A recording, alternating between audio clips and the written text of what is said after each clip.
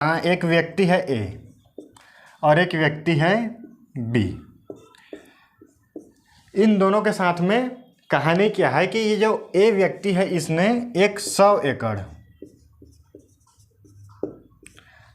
एकड़ जमीन में क्या लगाया है? जंगल लगाया है। इसने अपना जो 100 एकड़ जमीन था वहाँ पर पेड़ पौधे लगाए हैं, जंगल लगाए हैं, वहाँ पर पक्षियों के लिए क्या किया है? घर बनाया है। और वहाँ से जो भी चीज़ें प्राप्त होती है जैसे लकड़ी हो गया, फल हो गया, सब्जियाँ वगैरह, बहुत सारी चीज़ें जंगल से मिलती भी तो है, तो उसको क्या करता है? मुफ्त में बांट देता है। क्या कर देता है? मुफ्त में बांट देता है। किन लोगों को? जो भी अपने आसपास में लोग हैं, जो भी गांव के लोग हैं, उन सबको मुफ्त में बांट देता है। ये व्यक्ति ए है। अब यहाँ पर व्यक्ति बी है, वो क्या करता है? उसने भी 100 एकड़ जमीन में जंगल लगाया है, लेकिन ये क्या करता है? ये जंगल से जितनी भी चीज़ें हैं उन सब से अर्निंग करता है। जैसे कि फल को बेचता है, फल को बेच देता है, और क्या करता है? टूर कराता है। टूर मतलब कि जंगल में कुछ लोगों को घुमाता है और उसके कुछ पैसे लेता है। और कीटनाशक का इस्तेमाल करता है। कीटनाशक का इस्तेमाल क्यों करता है? ताकि और थोड़े ज़्यादा फल हो जाए, ज़्यादा बेहतर तरीके से हरियाली दिखे। इस तरीके से क्या करता है? ये सारी चीज़ें करता है। अब मैं यहाँ पर थोड़ा सा ऑडिटोरियम के बारे में बताता हूँ जो कि आचार्य प्रशांत आयोजित करते हैं। ये है आचार्य प्रशांत का एक ऑडिटोरियम, ठीक है। अब इस ऑडिटोरियम में देखो, एक सीट इधर है, एक इधर है, एक इधर है, एक इधर है, और ये क्या है? ये फ्रंट है। यहाँ पर देखोगे तो सबसे ज़्यादा प्रीमियम सीट मिलेगा। ये प्रीमियम वाली सीट की कीमत कितनी है? मान लेते हैं 5000, और इस वाले की है 500 रुपये, ठीक है। 5000 और 500 रुपये। वैसे ही बीच के इधर का 3000 है, इधर का 2000, इधर 1500, ऐसे ही और बना हुआ है। अब तुमको एक चीज़ बतानी है, ये व्यक्ति ए और बी में से कौन सा व्यक्ति है जो ज़्यादा प्रकृति को बचा रहा है, उपभोग को कम कर रहा है और सादा जीवन जी रहा है? क्योंकि इस व्यक्ति के पास देखो ना कार है, ना बाइक है, ना कुछ नहीं है। ये क्या करता है? केवल उसके पास एक जंगल है, ज़मीन थी जिसमें उसने जंगल उगाया है और मुफ्त में चीज़ों को बांट देता है। और ये व्यक्ति चूंकि फलों को बेचता है, टूर कराता है, कीटनाशक वगैरह डाल के वो पूरी एक इकोनॉमिक एक्टिविटी करता है, जिस वजह से उसके पास पैसे हैं। अब उस पैसे से क्या करता है? वो कार भी खरीद सकता है, बाइक भी खरीद सकता है, बढ़िया घर भी बना सकता है, सब कुछ कर सकता है। लेकिन ये ऐसा कुछ नहीं करता है। ये क्या करता है? अपने छोटे से घर में रहता है और आराम से अपना जीवन जीता है। इस ऑडिटोरियम में इस व्यक्ति ए के लिए कौन सी जगह होगी और व्यक्ति बी के लिए कौन सी जगह होगी? ये बताओ, सामने में किसको बैठना चाहिए? ये एक छोटा सा सवाल है। अब तुम लोगों में से अधिकांश लोग बोलेंगे कि भाई अगर प्रकृति बचाना उद्देश्य है, उपभोग कम करना उद्देश्य है, सादा जीवन मिनिमलिज्म उद्देश्य है, तो फिर निश्चित तौर पर नैतिकता के आधार पर इस व्यक्ति ए को इस ऑडिटोरियम में आगे की सीट मिलनी चाहिए, है ना। क्योंकि वो क्या कर रहा है? वो तो उस विचार को क्या कर रहा है? फॉलो कर रहा है। अब देखो, ये विचार कौन है? ये विचार है आचार्य प्रशांत का। आचार्य जी का क्या है? ये विचार है। केंद्र में कौन है? आचार्य जी है। मतलब कि आचार्य जी और क्या है? इस विचार के वाहक हैं, है ना। लेकिन अब एक बात बताओ, क्या उनके पास कोई विकल्प है कि वो इस सीट तक पहुंच सके? नहीं। क्यों नहीं है? क्योंकि इस सीट की कीमत तो 5000 रुपये है। अब इस 5000 रुपये के लिए उसको क्या करना पड़ेगा? अच्छा, व्यक्ति ए ऐसा क्या करे कि वो यहाँ पर पहुँच पाए, ये हमको देखना है। अब इनडायरेक्टली आचार्य जी क्या कर रहे हैं? इस व्यक्ति ए के ऊपर यह प्रेशर बना रहे हैं कि आप एक्टिविटी करो, आप क्या करो? आप फल को बेचो, टूर करो, कीटनाशक डालो। क्यों? ताकि आप हमारे इस ऑडिटोरियम में प्रथम रो में बैठ सको, है ना। यही मतलब हुआ ना इसका, क्योंकि और तो कोई ऑप्शन नहीं है। अब यहाँ से कुल मिला करके हमें एक सवाल लेकर के चलना है। सवाल क्या कि एक व्यक्ति मान लो ऑडिटोरियम में यहाँ पर बैठा है, जो कि पिछले वीडियो में मैंने बताया भी था, मोटे मोटे गद्दीदार कुर्सी, सोफेदार कुर्सियों पर। यहाँ पर क्या है? आरामदायक कुर्सी।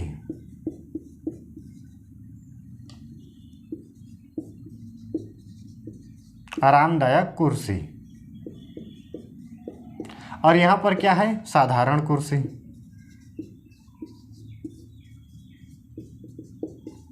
साधारण कुर्सी। अब यहाँ पर एक व्यक्ति बैठा है। अब आपको बताओ, ये जो व्यक्ति ए है, ये तो जाएगा तो जैसे तैसे करके यहीं पर बैठेगा, है ना।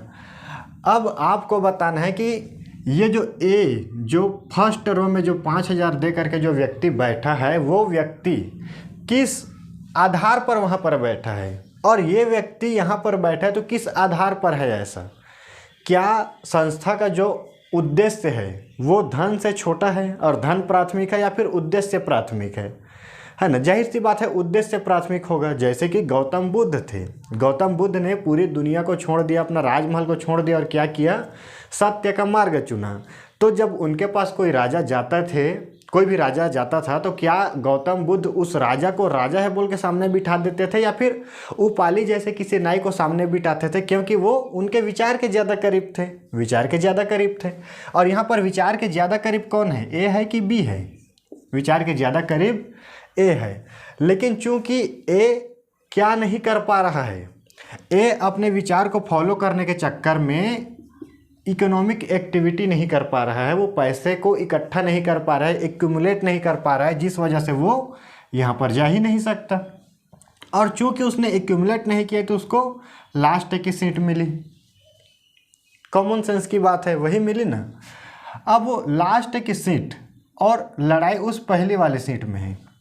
उस अंतिम में बैठे व्यक्ति को एक बार पूछना चाहिए कि आचार्य जी, ये जो पहले लोग बैठे हैं सामने में, क्या इन्होंने उपभोग को कम किया? क्या इन्होंने प्रकृति को बचाने में सहयोग दिया, या फिर सादा जीवन जिया? अगर नहीं तो फिर ये लोग आगे क्यों हैं? अब इसका देखो अगला पार्ट थोड़ा सा इंटरेस्टिंग हो जाता है, क्योंकि अभी तक तो हम एक नैतिकता का आधार बना रहे हैं ना। अब हम समझते हैं कि 5,000 रुपये आया उस व्यक्ति के पास जो कि सामने बैठा है, क्या वो व्यक्ति उपभोग कम करके उस 5,000 रुपये को प्राप्त किया है?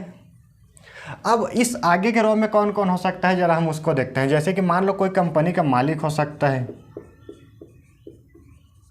मालिक, ठीक है, कोई मैनेजर, कोई सेल्स एग्जीक्यूटिव, या फिर कोई कोडर मान लो, या फिर कोई ऐसा व्यक्ति जो कि बहुत ही ज़्यादा इन्वेस्ट करता हो,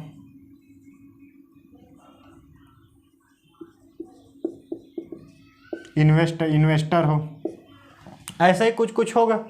या फिर मान लो कोई डॉक्टर ले लेते हैं, एक हम लोग डॉक्टर ले लेते हैं, ठीक है, ये क्या है, एक डॉक्टर है। अब ये जो मालिक है इसके पास क्या है, सरप्लस है, ढेर सारा पैसा है, तो 5,000 की सीट क्या कर सकता है, खरीद सकता है। मैनेजर है तो इसकी क्या है, अच्छी सैलरी है, वो खरीद सकता है। इन्वेस्टर है तो उसको क्या मिल रहा है, अच्छा रिटर्न मिल रहा है, तो इस वजह से वो 5,000 की सीट खरीद सकता है। कोई डॉक्टर है तो इसकी क्या है, इसकी अच्छी इनकम है। जैसे एट सीज मान लो, ये जो डॉक्टर है इसकी मान लो 5 लाख रुपए, 5 लाख रुपए महीने की कमाई है, वो एक महीने में 5 लाख रुपए कमा लेता है। अब कुछ लोगों को लग सकता है कि अगर किसी डॉक्टर को 5 लाख रुपए मिल रहे हैं तो व्यक्ति या फिर वो डॉक्टर उत्पादन को किस तरीके से बढ़ा रहा है, क्योंकि हमारा उपभोग कम करना ये भी तो एक उद्देश्य है ना। तो यहाँ पर जो चीज़ छुपाया गया है वो देख लेना, वो क्या है, वो है उत्पादन। उत्पादन है ना, इस चीज़ को थोड़ा याद रखना, क्योंकि उत्पादन श्रृंखला ही क्या है, पैसे का सृजन करती है, उस चीज़ को हमें देखना पड़ता है। अब ये डॉक्टर है, इसने 5 लाख रुपए महीने कमा लिए, लेकिन ये पैसे उसके पास आए कहाँ से? क्या डॉक्टर हवा में पैसे बनाता है? नहीं, वो करता है इलाज। क्या करता है, इलाज अन्य लोगों का, और जिन लोगों का इलाज करता है उनसे पैसे लेता है। क्या करता है, इलाज करता है, और इलाज के बदले उसको क्या मिलता है, पैसे मिलते हैं। अब मान लो इसने 10 लोगों से पैसे लिए इलाज के नाम पर, तो अब ये 10 लोग उस पैसे को कहाँ से इकट्ठा करेंगे? जैसे मान लो कोई व्यक्ति है जो कि किसी कंपनी में काम करता है, अब उसके घर में कोई बीमार पड़ गया, अब उसको इलाज कराना है। अब वो ऐसा क्या करे कि वो इलाज करा पाए? जाहिर सी बात है वो थोड़ा और काम करेगा, या फिर अपने काम के बदले में ज़्यादा कीमत मांगना चाहेगा। यही तरीका होता है ना। तो अंततः क्या हो गया, उत्पादन के ऊपर प्रेशर आ गया। लेकिन सोचो अगर डॉक्टर मुफ्त कर देता, क्या कर देता, मुफ्त कर देता। अगर वो मुफ्त कर देता तो इन 10 लोगों को क्या उत्पादन में और ज़्यादा पार्टिसिपेट करने की ज़रूरत पड़ती, नहीं पड़ती। अगर नहीं पड़ती तो क्या उत्पादन करते, नहीं करते, उत्पादन कम हो गया ना। लेकिन अब चूंकि इसने फ्री कर दिया तो डॉक्टर के पास पैसे क्या हो गए, जीरो। अब जीरो हो गए तो फिर वो फ्रंट रो जो यहाँ पर मैंने बताया था 5,000 वाला, वो खरीदता कैसे, कैसे खरीदेगा। वही फिर वो ए और बी वाला कहानी आ गया ना कि कोई व्यक्ति फ्रंट रो खरीद पा रहा है, उसका मतलब क्या है कि वो उत्पादन को बढ़ा रहा है। उत्पादन को क्या कर रहा है, इंक्रीज कर रहा है। कोई व्यक्ति नहीं खरीद पा रहा है, मतलब कि क्या है, वो उत्पादन को डिक्रीज कर रहा है, या फिर उत्पादन में उतना पार्टिसिपेट कर नहीं रहा है। क्या कर रहा है, वो उत्पादन में पार्टिसिपेट कर नहीं रहा है, या तो फिर वो पार्टिसिपेट कर रहा है तो उसको उसकी सही कीमत नहीं मिल रही है। और दोनों ही केस में जो व्यक्ति कम उत्पादन कर रहा है, कम पार्टिसिपेट कर रहा है, उस व्यक्ति को आप लास्ट में कैसे डाल सकते हैं, उस व्यक्ति से जो कि ज़्यादा कर रहा है, क्योंकि ये आगे वाला तो ज़्यादा कर रहा है, नीचे वाला कम कर रहा है। टेक्निकली अगर आपकी थियरी ये है कि प्रकृति बचाना, उपभोग कम करना, उत्पादन घटाना, सादा जीवन जीना आपका विचार है, तो कोई व्यक्ति अगर आपके विचारों के साथ सुसंगत है तो आपको उसको प्राथमिकता देनी चाहिए, है ना, देनी चाहिए ना। लेकिन आप दे रहे हैं क्या, आप नहीं दे रहे हैं। क्यों, क्योंकि यहाँ पर आपके कर्म और आपके वचन में बहुत ज़्यादा डिफरेंस आ गया। आप मंच से कुछ और बोल रहे हैं, अपने कृत्य से आप किसी और चीज़ को आप प्रमोट कर रहे हैं। आप जब 5,000 रुपये मंच में आ करके सामने वाले फ्रंट वाले रो से या फिर किसी भी व्यक्ति से आप लेते हैं तो आप उत्पादन में पार्टिसिपेट करने के लिए इंक्रीज कर रहे हैं, आप उनको और बढ़ावा दे रहे हैं। बेशक मंच से आप भाषण चाहे कुछ भी दे दें। और एक चीज़ मैंने बहुत पहले बताई थी कि कर्म और वचन में प्राथमिकता अक्सर किसको मिलती है, कर्म को मिलती है। कर्म को क्यों मिलती है, क्योंकि हम वचन से क्या बोलते हैं, हम अपने शब्दों में क्या बोलते हैं, उससे प्रकृति को कोई फर्क नहीं पड़ता। लेकिन हम कर्म से क्या करते हैं, उससे प्रकृति को फर्क पड़ता है। जैसे कि मैं अगर बोलूं कि मैं दुनिया के सारे पेड़ काट दूंगा, प्रकृति को कुछ नुकसान नहीं हुआ। कुछ हुआ क्या इससे, कि ऑक्सीजन लेवल घट गया, कुछ भी नहीं हुआ। लेकिन अगर मैं बोलूँ चाहे मत बोलूँ, लेकिन अगर मैं 100 पेड़ काट दूँ तो उससे प्रभाव पड़ेगा कि नहीं पड़ेगा।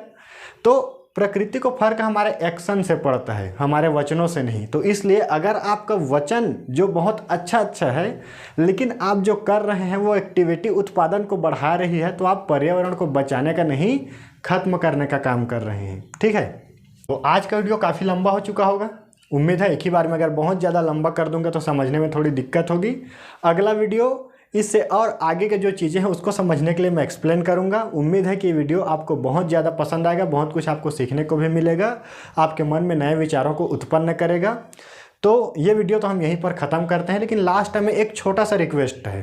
वो छोटा सा रिक्वेस्ट क्या है कि अगर आपको वीडियो पसंद आए तो आपको मुझे 1 रुपये सेंड करना है। क्या करना है, 1 रुपये। देखो केवल 1 रुपये सेंड करना है ना, कोई 1 से ज़्यादा नहीं करेगा, 1 रुपये ही सेंड करना है। इसका एक खास पर्पस है, ये पर्पस मैं आपको बाद में फिर कभी बताऊंगा। 1 रुपये सेंड करना है। मेरा UPI ID जो है वो मैं डिस्क्रिप्शन में डाल दूँ।